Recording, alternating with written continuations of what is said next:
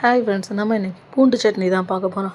அதுக்கு முன்னாடி நம்ம சேனலில் சப்ஸ்கிரைப் பண்ணாதவங்க இருந்தீங்கன்னா சப்ஸ்கிரைப் பண்ணிக்கோங்க, மறக்காமல் லைக் பண்ணிக்கோங்க. நம்ம அன்றாட வாழ்க்கையில் சத்தான உணவுகளை தேடி தேடி போய் சாப்பிட்றோம்.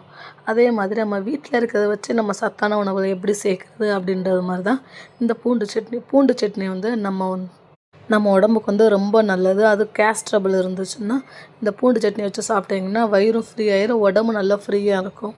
குழந்த பெற்றவங்களுக்கு தாய்ப்பால் ஊறணும் அப்படின்றக்காண்டி இந்த பூண்டை உரித்து நல்லா எண்ணெயில் ஃப்ரை பண்ணி பச்சையாகவே சாப்பிட கொடுப்பாங்க. அவ்வளோ நன்மை இருக்குது இந்த பூண்டில். அதுதான் இப்போ நம்ம சட்னியாக பார்க்க போகிறோம். நான் இதுக்கு 10 பல் பூண்டை எடுத்திருக்கேன், 2 தக்காளி, கொஞ்சோண்டு சின்ன வெங்காயம், ஒரே ஒரு வரமிளகா தான் இதுக்கு பெட்டர், சூப்பராக இருக்கும். முதல்ல 2 ஸ்பூன் உளுந்தை நல்லா வதக்கி எடுத்துக்கிறணும். அடுத்து எண்ணெயில் அந்த பூண்டு, தக்காளி, வரமிளகா இதெல்லாத்தையும் நல்லா ஃப்ரை பண்ணிவிட்டு கொஞ்சம் ஆற விட்டணும். ஆறினதுக்கப்புறம் தனியாக ஒரு மிக்ஸி ஜாரில் போட்டு நல்லா அரைச்சிட்டு எப்பயும் போல் தாளிக்கிற மாதிரி தாளித்து ஊற்றிக்கலாம். நீங்கள் அரைச்சதுக்கப்புறம் அந்த பூண்டு வாடையே உங்களுக்கு